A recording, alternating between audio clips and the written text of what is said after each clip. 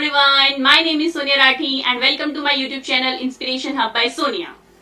तो जैसा कि आप सभी को पता है कि मैंने नेशनल एजुकेशन पॉलिसी 2020 को डिवाइड किया है 3 पार्ट्स में। इसके 2 पार्ट्स में ऑलरेडी अपलोड कर चुकी हूँ। अगर अभी तक आपने नहीं देखे हैं तो डिस्क्रिप्शन बॉक्स में मैं उसका लिंक डाल दूंगी, वहां जाकर आप उनको जरूर देखिएगा।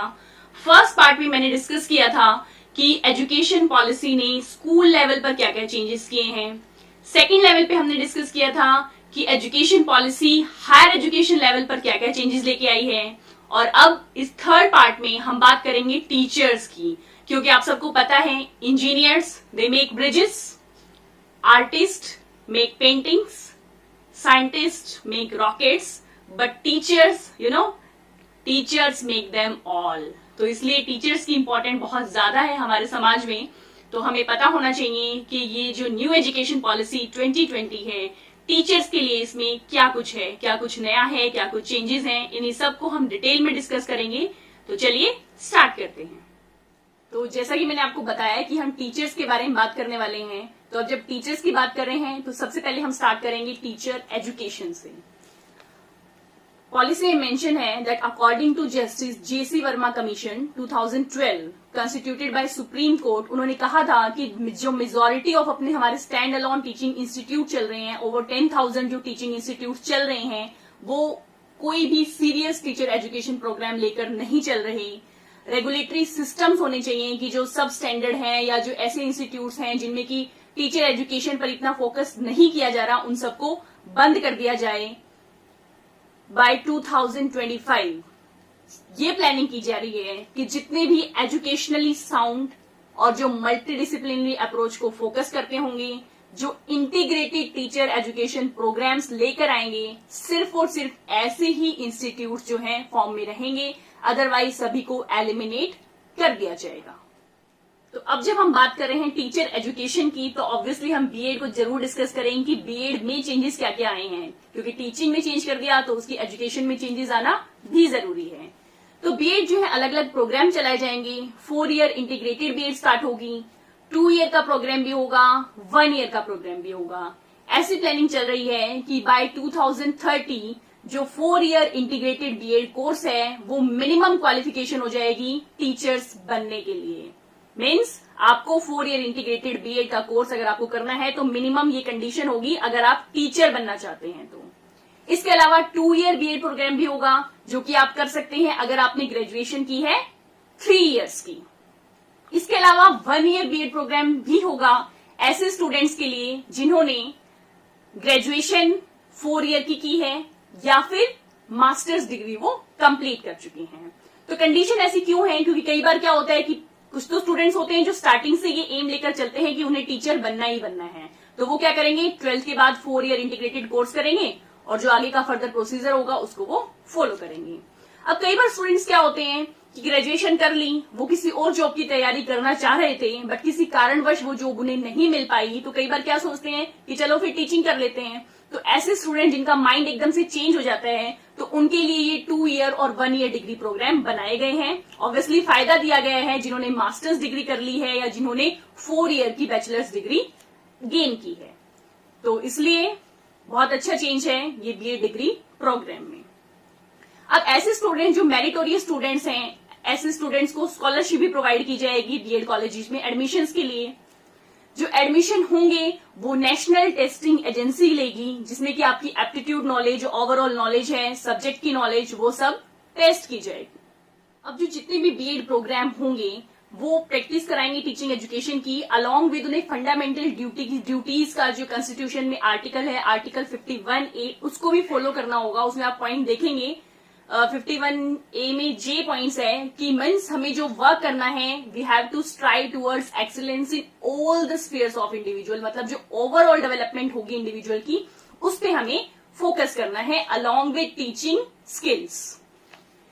Special shorter local teacher education programme will also be available at DIETs. अभी जो डाइट्स कॉलेज हैं या बाइट्स हैं, इन सब में क्या होता है, बेसिकली जेबीटी के कोर्सेज कराए जाते हैं, डीएड के कोर्सेज कराए जाते हैं। अब नेक्स्ट क्या प्लानिंग चल रही है कि इनके अंदर जो लोकल टीचर्स वहां के होंगे या जो लोकल पर्सन्स होंगे, उनको स्पेसिफिक प्रोफेशनल स्किल्स जो लोकल एरिया की होगी और जिसे वो लोकल नॉलेज या लोकल लैंग्वेज में ही एक्सप्लेन कर सके। मीन्स स्पेशलाइज्ड इंस्ट्रक्टर्स डेवलप किए जाएंगे लोकल एरिया से इन डाइट कॉलेजेस।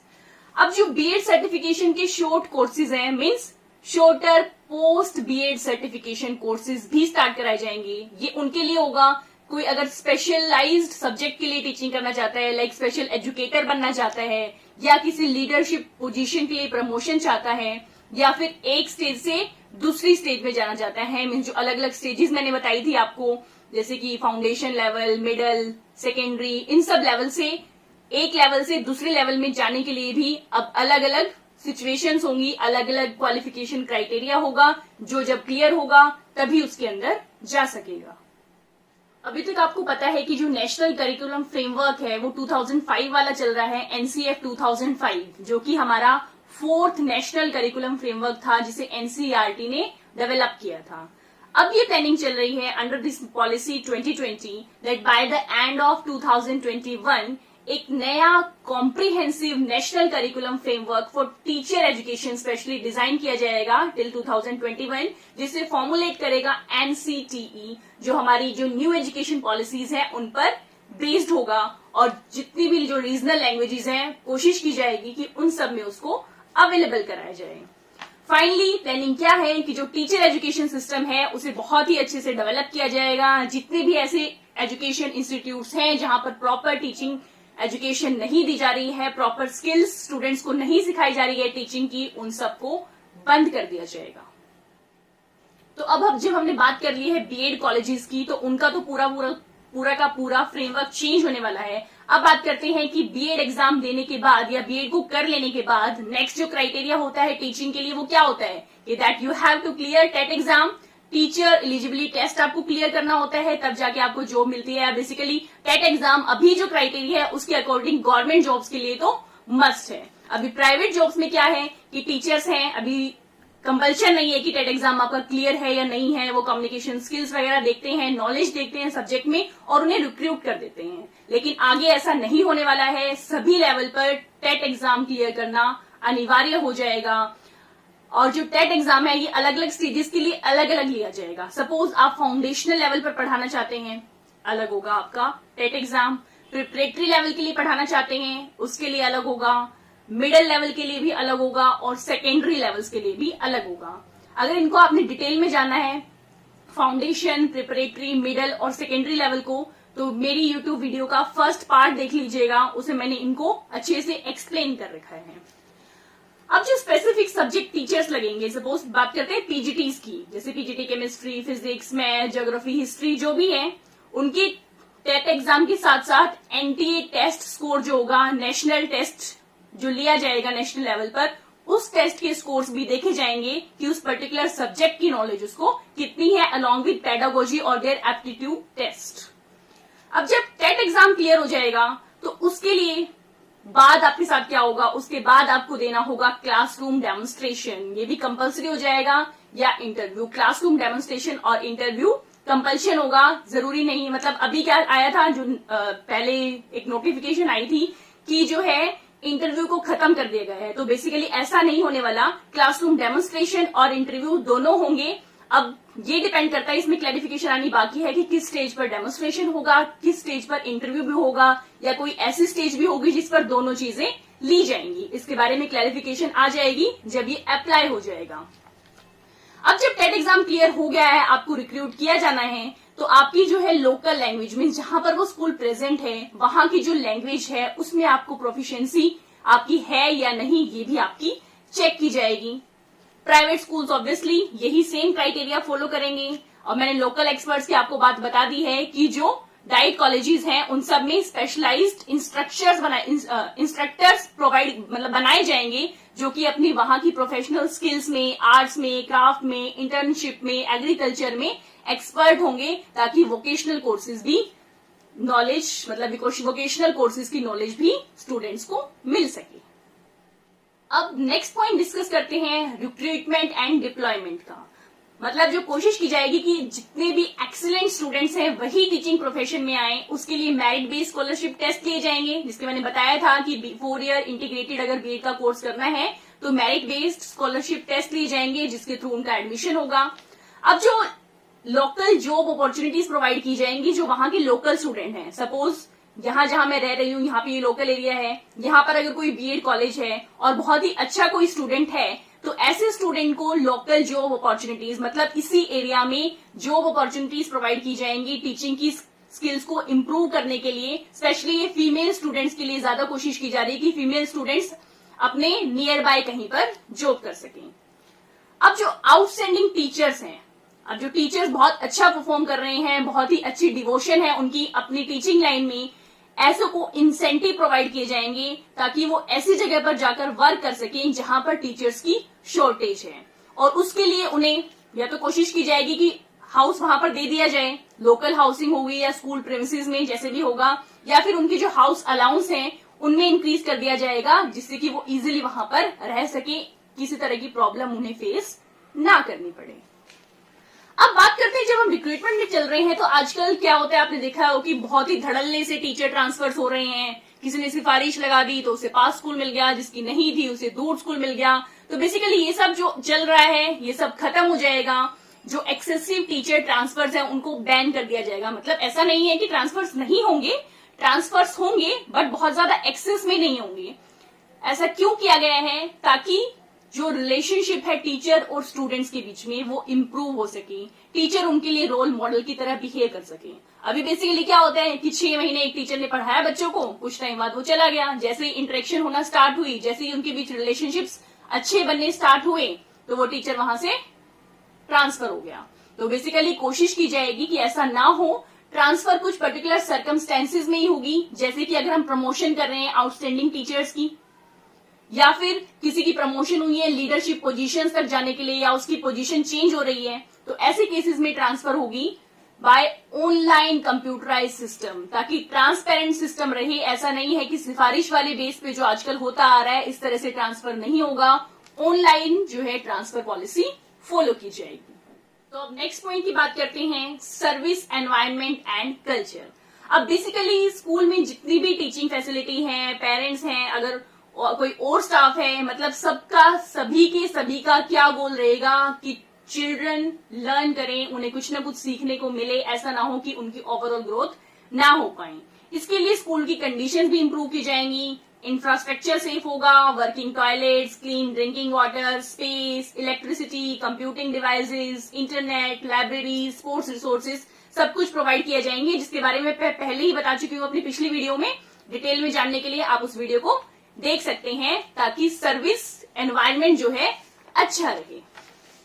इसके बाद जो नेक्स्ट स्टेप लिया जाएगा that will be rationalisation of schools. Means जो स्कूल गवर्नेंस है उसको अच्छे से चलाने के लिए जो रिसोर्सेज हैं, या कम्युनिटी बिल्डिंग को, स्ट्रॉन्ग कम्युनिटी को बिल्ड करने के लिए रैशनलाइजेशन किया जाएगा स्कूल्स का।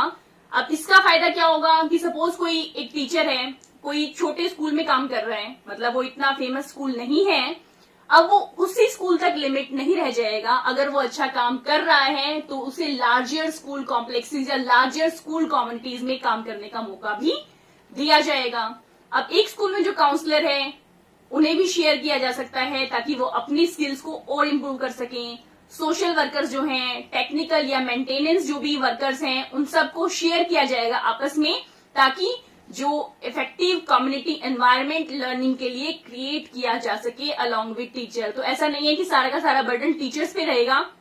Counsellor, social worker, technical expert सभी के सभी टीचर्स के साथ चिल्ड्रन की लर्निंग में हेल्प करेंगे। अभी तक क्या होता है कि जो स्कूल मैनेजमेंट कमेटी बनती आई है उसमें टीचर्स नहीं होते। अब क्या किया जाएगा कि टीचर्स भी एसएमसी मेंबर बन सकते हैं अलोंग विद पेरेंट्स और जो अदर स्टेक होल्डर्स होते हैं।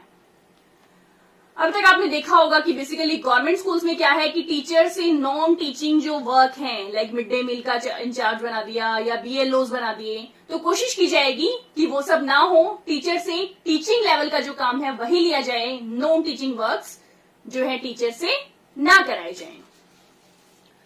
अब है कि किस तरह से टीचर्स पढ़ाएंगे। तो बेसिकली आपने देखा होगा कि मैंने भी प्राइवेट स्कूल्स में जॉब की है, 3-4 प्राइवेट स्कूल्स में। तो बेसिकली वहां पर क्या होता था कि एक टीचर डायरी जिसका फॉर्मेट फिक्स है, आपको उसी तरह से पढ़ाना है, आपको अपनी स्किल्स चेंज नहीं करनी है। जो स्किल्स उसमें लिख गई है कि सपोज कोई पर्टिकुलर आपका टॉपिक है, उसे स्टोरी टेलिंग मेथड से अगर पढ़ाना है तो वो स्टोरी टेलिंग ही रहेगा। ऐसा इसलिए किया जाता था कि बहुत सारे सेक्शंस जो है प्राइवेट स्कूल्स में होते हैं, तो ऐसा कंप्लेन ना आए कि इस टीचर ने दूसरी क्लास में अच्छा कराया, उस मेथड से पढ़ाया, लेकिन जो हमारी क्लास टीचर ने या जो हमारी सब्जेक्ट टीचर ने कराया वो कुछ और मेथड से करा दिया। तो बेसिकली इसलिए वहां पर क्या किया जाता था कि सेम तरह का क्राइटेरिया फॉलो किया जाता था।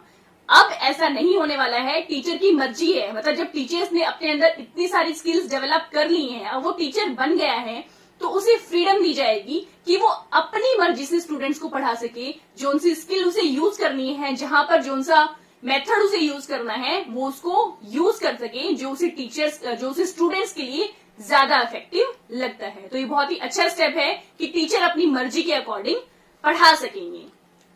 जो सोशियो इमोशनल लर्निंग है, मीन्स स्टूडेंट्स को हर तरह से डेवलप किया जाएगा, ओवरऑल डेवलपमेंट की बात की जाएगी, हॉलिस्टिक डेवलपमेंट की बात की जाएगी, तो उस पर भी बहुत ज्यादा फोकस किया जाएगा। तो आपको पता है कि अभी तक क्या माना जाता है कि जो टीचिंग लाइफ है या टीचिंग जॉब है सबसे रिलैक्स जॉब है। भाई टाइम से अपना घर जाओ, टाइम से वापस आ जाओ, इससे रिलैक्स जॉब होगी ही नहीं। और इसके अलावा कई टीचर्स तो फेमस है, कहा जाता है कि इधर उधर का काम भी निपटा देते हैं स्कूल में, लाइक सिलाई बुलाई एंड ऑल दैट। वैसे आजकल बहुत कम है ये सब, बट कहीं ना कहीं अभी भी ये चीजें हो रही हैं। तो आगे तो बिल्कुल ऐसा आप भूल जाइए, रिलैक्स नहीं रहेगा। आपको टीचर बनने के बाद भी बहुत ज्यादा एफर्ट्स डालने होंगे अपनी प्रोफेशनल जो स्किल्स हैं उनको डेवलप करने के लिए।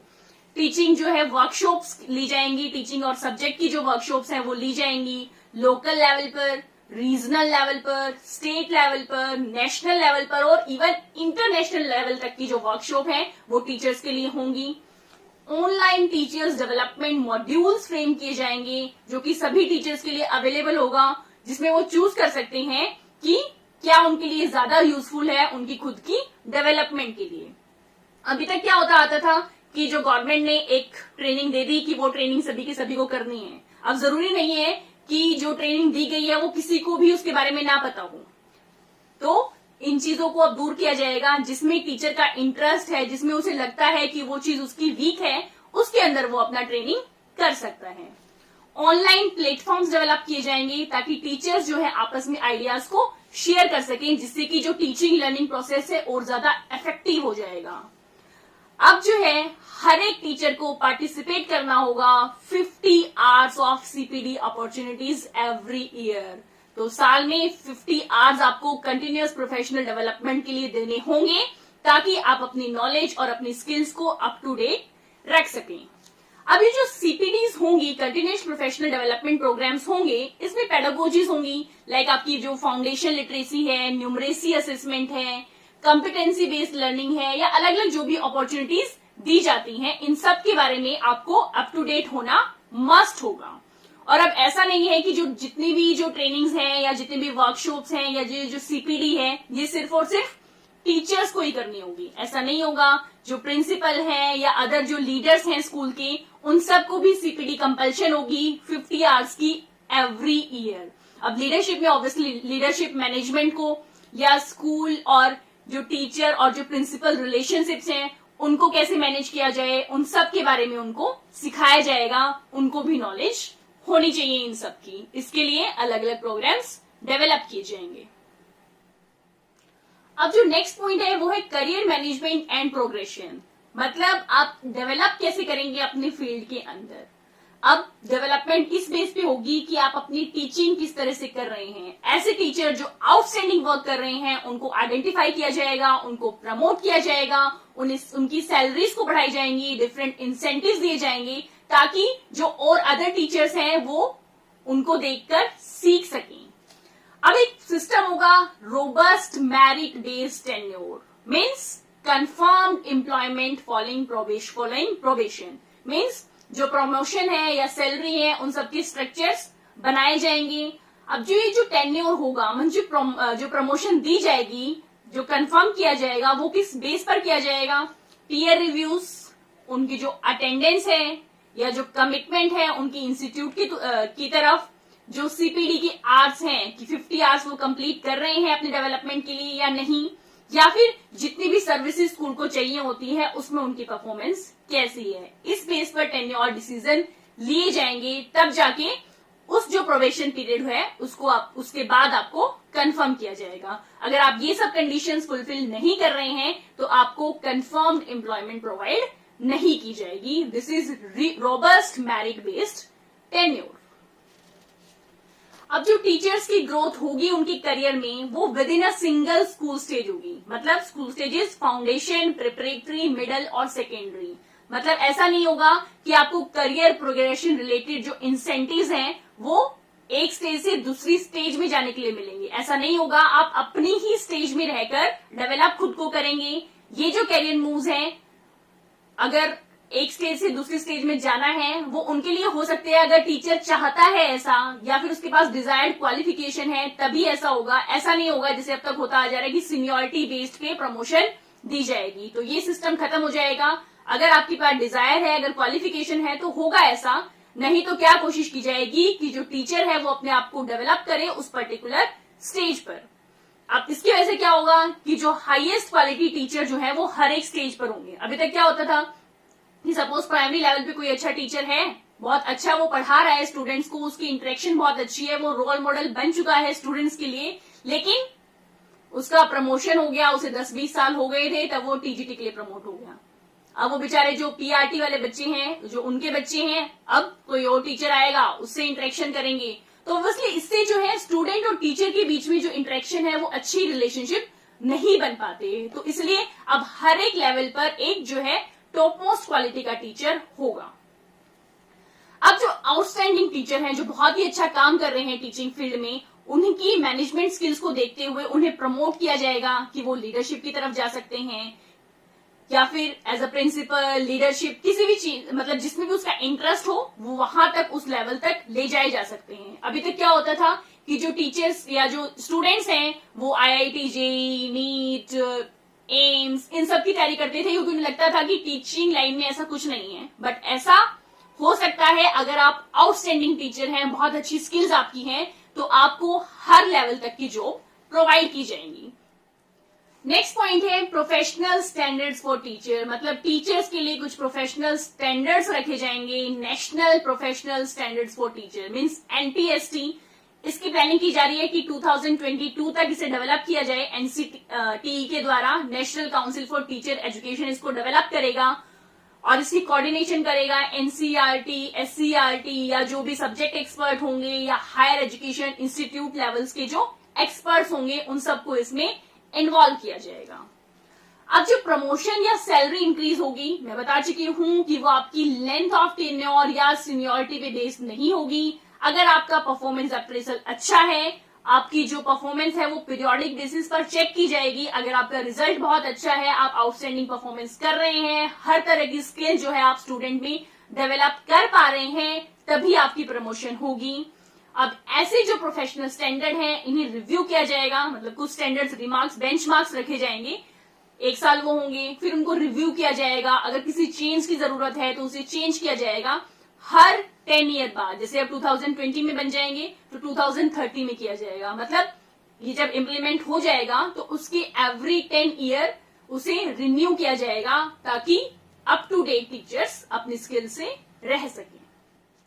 तो ये तो बात हुई कि स्कूल लेवल तक क्या क्या चेंजेस हुए, क्या क्या क्राइटेरिया टीचर्स को फॉलो करने होंगे, क्या क्या ट्रेनिंग्स उनको लेनी होंगी। अब बात करते हैं हायर एजुकेशन लेवल पर। अभी क्या होता था कि यूनिवर्सिटी या कॉलेजेस के लिए PhD होनी चाहिए। इस पर यूनिवर्सिटीज के लिए तो स्पेशली जो है PhD कंपल्सरी होती थी। अब ऐसा नहीं होगा, PhD will not be A compulsion. Teaching field या रिसर्च एक्सपीरियंस अगर आपका है किसी रिसर्च फील्ड में, उसको भी वैल्यू दी जाएगी। जितने भी फ्रेश PhD एंट्रेंट्स हैं, मतलब इफेक्ट नहीं करेगा कि आप कौन से सब्जेक्ट से कर रहे हैं, आपको टीचिंग एजुकेशन लेनी होगी, पेडागोजी आपको पता होनी चाहिए, राइटिंग, अपनी सब्जेक्ट में जो भी डीप नॉलेज है वो भी आपको होनी चाहिए। तो PhD उस ट्रेनिंग पीरियड के दौरान ही आपको पता होना चाहिए। आपको पेडागोजिकल प्रैक्टिसेस कराई जाएंगी, करिकुलम कैसे डिजाइन करना है, इवेल्युएशन सिस्टम किस तरह से करना है, कम्युनिकेट कैसे करना है, ये सब आपको बताया जाएगा अगर आप टीचिंग के लिए जाना चाहते हैं तो हायर एजुकेशन पर। अब बात करते हैं जो फैकल्टीज है वो हायर एजुकेशन इंस्टीट्यूट्स में वो किस तरह से होगी।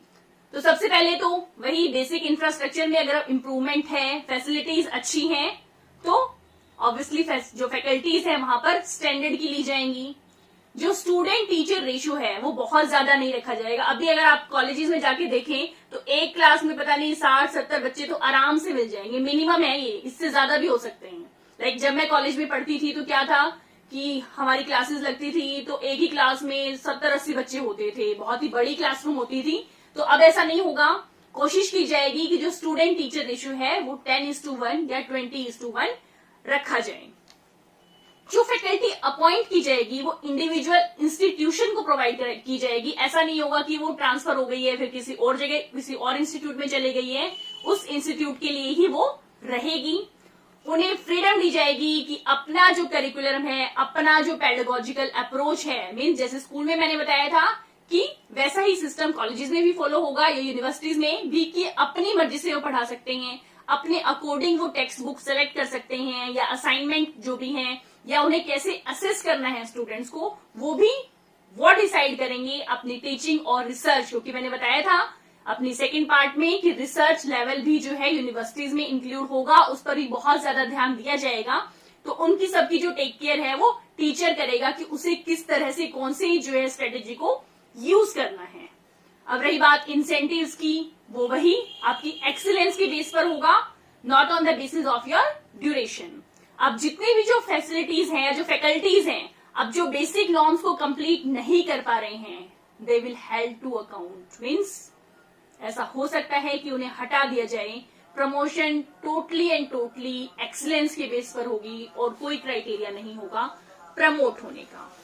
जो टेक्नोलॉजी प्लेटफॉर्म्स हैं लाइक स्वयं, दीक्षा जो चल रहे हैं, उन सबको और एनकरेज किया जाएगा। हर एक इंस्टीट्यूट, हर एक लेवल के टीचर्स को या प्रोफेसर्स को प्रोवाइड किया जाएगा ताकि वो अपनी स्किल्स को और डेवलप कर सकें। अब एक अलग है NMM, वो एस्टेब्लिश की जाएंगी। अब ये NMM क्या है? National mission for mentoring. Means जो आउटस्टैंडिंग सीनियर्स हैं या जो रिटायर हो चुकी है फैकल्टी या जो भी बहुत अच्छा परफॉर्म कर रहा है, उन सबको इसके अंदर इंक्लूड किया जाएगा, ताकि मतलब ये भी देखा जाए कि वो इंडियन लैंग्वेज में अपनी जो स्किल्स हैं उनको प्रोवाइड कर सके लर्नर्स को। तो ये सब क्राइटेरिया रखा जाएगा। ये देखा जाएगा कि वो अपनी लॉन्ग टर्म या शॉर्ट टर्म जैसी भी सर्विसेज हैं वो यूनिवर्सिटी या कॉलेजेस को प्रोवाइड कर सकें। अब बेसिकली इसका फायदा क्या होगा कि सारे के सारे मेंटोर्स और गाइड्स एक स्टेज पर होंगे, तो कहीं पर भी अगर कोई स्टूडेंट कोई प्रॉब्लम सॉल्व कर रहा है, अगर एक मेंटोर नहीं कर पाता है, कोई दूसरा जो ज्यादा एक्सपीरियंस है या जो इवन रिटायर भी हो चुके हैं, अगर वो इंटरेस्टेड होंगे तो वो उस प्रॉब्लम को सॉल्व करने में स्टूडेंट की हेल्प कर सकते हैं। तो ये तो बात हुई कि हायर एजुकेशन लेवल पर क्या क्या चेंजेस नेशनल एजुकेशन पॉलिसी 2020 लेकर आई है। तो अब आपने देखी होंगी तीनों वीडियोस। अब हमने कंप्लीट कर चुके हैं कि national education policy 2020 school level पर क्या चेंजेस लेकर आई है, हायर एजुकेशन लेवल पर क्या लेके आई है और टीचर्स के लिए क्या लेकर आई है। इसके अलावा भी कुछ एस्पेक्ट्स हैं जिन पर वो फोकस करने की कह रही है। उनमें से ऐसा है, फर्स्ट एडल्ट एजुकेशन और लाइफ लॉन्ग लर्निंग। मतलब कोई एडल्ट ऐसा है जो कि इंटरेस्टेड है एजुकेशन में, मतलब पहले के टाइम के अनएजुकेटेड अगर कोई पर्सन है और वो इंटरेस्टेड है लर्निंग में, तो उनकी लर्निंग पर भी जोर दिया जाएगा। ये प्रोसीजर किया जाए कि जो पर्सन है वो लाइफ लॉन्ग सीखता रहे, कुछ ना कुछ ऑब्वियसली हम सीखते ही रहते हैं। तो इसके लिए 5 टाइप्स ऑफ प्रोग्राम्स किए जाएंगे। फर्स्ट होगा कि फाउंडेशन लिटरेसी और न्यूमरेसी, जो फाउंडेशनल लेवल पर है कि उन्हें इतना आता हो कि वो थोड़ी बहुत कैलकुलेशंस कर सकें। क्रिटिकल लाइफ स्किल्स उनके पास होंगी, मतलब इमरजेंसी में, मतलब मेडिकल नॉलेज लाइक कुछ उसे हो कि वो इमरजेंसी में उस सिचुएशन को यूज कर सकें। नेक्स्ट है वोकेशनल स्किल्स, ताकि वो कुछ अर्न कर सके। वोकेशनल स्किल्स लाइक उसे ड्राइंग आती हो, कारपेंटिंग आती हो या कुछ भी ऐसा जिससे कि वो एम्प्लॉयमेंट ले सके, अर्न कर सके फैमिली के लिए। अब नेक्स्ट है बेसिक एजुकेशन उसे आनी चाहिए। जनरल जो आपकी प्रोग्राम्स हैं, जो आपकी लैंग्वेजेस हैं, इन सब की नॉलेज उसके पास होनी चाहिए। और कंटिन्यूइंग एजुकेशन मीन्स कंटिन्यूअसली उसको प्रोवाइड किए जाएंगे मेथड्स ताकि वो लाइफ लॉन्ग लर्निंग कर सके। सेकेंड ऐसा की एरिया है promotion of Indian languages, arts and culture. इसके बारे में मैं पहले वीडियोस में बात कर चुकी हूँ कि जो संस्कृत है उस पर ज्यादा फोकस किया जाएगा और जो अलग अलग लैंग्वेजेस हैं उनके लिए भी अलग अलग लेवल पर टेस्ट लिए जाएंगे, स्कूल से मैंने बताया था, या परफॉर्मा या स्टूडेंट्स रोल प्ले करेंगे ताकि वो अलग अलग लैंग्वेजेस को सीख सके। मीन जो इनक्रेडिबल इंडिया है वो कंप्लीटली दिखाया जाएगा अपनी एजुकेशन पॉलिसी में। हम देख सकते हैं कि हमारा जो इंडिया है वो इनक्रेडिबल है।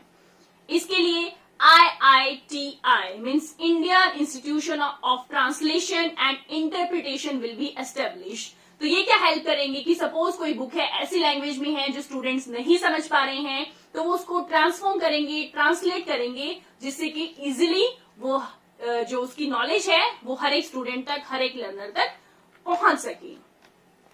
नेक्स्ट एरिया है टेक्नोलॉजी यूजेस एंड इंटीग्रेशन। मतलब इसमें फॉलो होगी डिजिटल इंडिया कैंपेन। आपको पता है कोशिश की जा रही है पहले से ही कि इंडिया को डिजिटल बनाया जाए।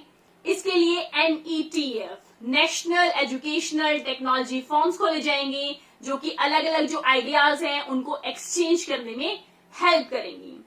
अब जो नेशनल स्ट्रेटेजी है लाइक आर्टिफिशियल इंटेलिजेंस, जो आजकल नई फील्ड आ रहे हैं, आर्टिफिशियल इंटेलिजेंस है, आपका मशीन लर्निंग है, तो इन सब में PhD या मास्टर्स डिग्री भी सभी में दी जाएगी, जिससे कि ओवरऑल डेवलपमेंट जो है स्टूडेंट्स की या लर्नर की हो सके। अब स्टूडेंट्स जो लास्ट पॉइंट है नेशनल एजुकेशन पॉलिसी 2020 का, वो है मेकिंग इट हैपन। मतलब किस तरह से की जाएगी। ये एक बहुत ही लॉन्ग टर्म विजन लेकर चल रहे हैं। ऐसा नहीं है कि अभी से ही स्टार्ट हो जाएगी या कि इसी साल ही स्टार्ट होगी या नेक्स्ट ईयर तक ये पूरी तरह इम्प्लीमेंट हो जाएगी। ऐसा कुछ नहीं होने वाला है, क्योंकि जो गड़बड़ हो चुकी है सिस्टम में ऑब्वियसली उसे ठीक करने में टाइम तो लगेगा। अब जो ministry of human resource development है MHRD है, उसका नेम चेंज कर दिया गया है, मिनिस्ट्री ऑफ एजुकेशन हो गया है। मीन्स सारा का सारा फोकस अब किस पे होने वाला है, एजुकेशन पर। और 6% GDP एलोकेट कर दी गई है, जिसकी बात मैं आपके साथ फर्स्ट वीडियो में कर चुकी हूँ। अभी जो इम्प्लीमेंट की जाएगी ये पॉलिसी, इसके लिए क्या क्या स्टेप्स होंगे, कौन कौन से लेवल्स पर ही की जाएगी, तो उसकी बात करते हैं। सबसे पहले फर्स्ट होगा spirit and intent of the policy. Means हमारा जो स्पिरिट है कि हमें ये पॉलिसी लेके आनी है, इसको बनाए रखना होगा, तभी हम उसके गोल तक पहुंच पाएंगे। और जब हम इसको इनिशिएट करेंगे एक फेज्ड मैनर में करेंगे। सपोज सबसे पहले हम फाउंडेशनल लेवल पर चेंजेस लाकर देखेंगे, फिर हम नेक्स्ट लेवल तक जाएंगे, उसके बाद पहुंचते पहुंचते सेकेंडरी लेवल या हायर एजुकेशन लेवल तक हम पहुंचेंगे। मीन्स सबसे पहले लो लेवल से स्टार्टिंग उसकी की जाएगी। अब नेक्स्ट पॉइंट है प्रायोरिटाइजेशन। मीन्स कोई चीज अगर ज्यादा इंपॉर्टेंट है, मतलब जैसे कि असेसमेंट की सिस्टम में है, ये इजिली कन्वर्ट भी इसको हम कर सकते हैं और ये बहुत ही अच्छा स्टेप है असेसमेंट का। तो ऐसे जो स्टेप्स हैं, जो मोस्ट अर्जेंट स्टेप्स हैं, वो पहले लिए जाएंगे, जिससे कि जो चेंजेस लाने में आसानी हो सके। नेक्स्ट है फुल फ्लेज्ड इम्प्लीमेंटेशन। अब ऐसा नहीं करने वाले कि मतलब जो प्लानिंग है उसके अकॉर्डिंग, तो ऐसा नहीं होगा कि कुछ पॉइंट्स फॉलो कर दिए गए, कुछ पॉइंट्स फॉलो नहीं किए गए। हालांकि ऐसा हो सकता है कि कुछ जो है, क्योंकि अभी सुप्रीम कोर्ट में ये जाना बाकी है, जो sorry not supreme court, parliament में ये अभी जाना बाकी है, जहां से भी हो सकता है कुछ चीजों पर इश्यूज लग जाएं, बट कोशिश की जाएगी कि इसे फुल फ्लेज्ड इम्प्लीमेंट किया जाए। अब इसके बाद जो है जब इम्प्लीमेंट हो जाएगा, उसकी केयरफुली प्लानिंग की जाएगी, मॉनिटरिंग की जाएगी, सेंटर्स और स्टेट्स के बीच में प्रॉपरली उसको मॉनिटर किया जाएगा और एनालाइज किया जाएगा, टाइमली रिव्यूज लिए जाएंगे कि जो गोल्स हम चाह रहे थे वो हमें मिले हैं या नहीं मिले हैं। मतलब all in all in the decades of 2030 और 40 जो एंटायर पॉलिसी है वो ऑपरेशनल मोड में होगी। ऑब्वियसली एनुअल रिव्यूज तो लिए जाएंगे। अब देखना ये है कि ऐसा सब कुछ हो पाता है या नहीं। अभी जो प्रेजेंट सिचुएशन है, आपको पता ही है कि जो कोविड वाली सिचुएशन चल रही है, पता नहीं अब ये हमारी जो पॉलिसी जो लाने वाले हैं या जो इसके गोल्स हैं किस हद तक इफेक्ट डालेगा, कब तक की सिचुएशन नॉर्मल होने वाली है, अभी कुछ नहीं कह सकते। और इन सब का इफेक्ट ऑब्वियसली पड़ेगा इस पॉलिसी पर। बट देखो क्या होता है, होप फॉर द बेस्ट। बहुत सारे चेंजेस हैं, बहुत कुछ अच्छा होने वाला है। अब ये सिचुएशन अगर ठीक होती है तो ऑब्वियसली गोल्स को हम अच्छे से अचीव कर पाएंगे। तो अब जबकि हम डिस्कस कर चुके हैं पूरी की पूरी नेशनल एजुकेशन पॉलिसी 2020 को, तो अब इसका एक फायदा जो मुझे नजर आ रहा है कि हो सकता है टीचर्स की रिस्पेक्ट जो है हमारी इंडियन सोसाइटी में बढ़ सके, क्योंकि आजकल जो है सिचुएशन बहुत डाउन हो चुकी है, टीचर की कोई भी रिस्पेक्ट करता नहीं है, और ये जो सिचुएशन है मुझे बहुत फील होती थी कि टीचर की रिस्पेक्ट क्यों नहीं है हमारे इंडिया में, तो हो सकता है इसकी वजह से थोड़ी इंप्रूवमेंट हो सके, क्योंकि चाणक्य की नीति है कि जो संसार है वो जरूरत के नियम पर चलता है। जिस सूरज का गर्मियों में तिरस्कार होता है उसी सूरज का सर्दियों में इंतजार होता है। मीन्स बेसिकली जब आपकी जरूरत होगी तभी आपकी कीमत होगी। अब इतनी सारी चीजें जो है टीचर्स को करनी होगी, तो लगता है कि टीचर्स के जो स्टैंडर्ड्स हैं, टीचर्स की रिस्पेक्ट है, उनमें भी इंप्रूवमेंट आएगी। अच्छा, अब एक और ये चल रहा है कि जो टीचर्स अभी वर्क कर रहे हैं या जो भावी टीचर्स हैं, मतलब जो टीचिंग फील्ड में जाना चाहते हैं, अफवाह फैल गई है कि अब तो टीचर बनना भाई बहुत मुश्किल हो जाएगा, टीचर बनना आसान काम नहीं रहेगा, कि आईएएस बनना आसान होगा लेकिन टीचर बनना आसान नहीं होगा। तो ऐसा कुछ नहीं है, जिसके अंदर टैलेंट है वो जॉब जरूर पाएगा, तो डरना नहीं है। इम्पॉसिबल कुछ नहीं होने वाला। असंभव शब्द का प्रयोग जो है ना वो कायर करते हैं, लेकिन जो बहादुर है, जो बुद्धिमान है, वो अपना रास्ता खुद ही खोल सकते हैं। आपके अंदर आपको पता है कि कितना टैलेंट है, तो डरना मत। डरना किसी चीज का सॉल्यूशन नहीं है। जब तक तुम दौड़ने का साहस जुटाओगे ही नहीं, तो तुम्हारे अंदर ये जो कंपटीशन वाला एनवायरनमेंट है उसमें जीतना तो हमेशा इम्पॉसिबल बना रहेगा। अभी भी इम्पॉसिबल है। अगर आपके अंदर हिम्मत ही नहीं है तो अभी जो लेवल है, अभी तो आपके अकॉर्डिंग मिल जाती है इजिली जॉब, तो वो लेवल ऐसा नहीं है कि आप अचीव नहीं कर पाएंगे। उस लेवल तक भी आप इजिली पहुंच जाएंगे। तो डरना नहीं है, कोशिश करते रहनी है आपको। तो ऐसी ही एक कोशिश अब मैं स्टार्ट करने वाली हूँ। हम प्रिपेयर करेंगे डिफरेंट एग्जाम्स के लिए, अलग अलग लेवल के लिए। तो उसके लिए मैं नेक्स्ट वीडियो आपके लिए जो लेके आऊंगी उसमें हम प्रिपेयर करेंगे बिल्कुल ही बेसिक मेथड से या बिल्कुल ही बेसिक स्टेप से स्टार्ट करेंगे। So till then, take care, stay safe, stay home, all the best to all of you. Thank you so much.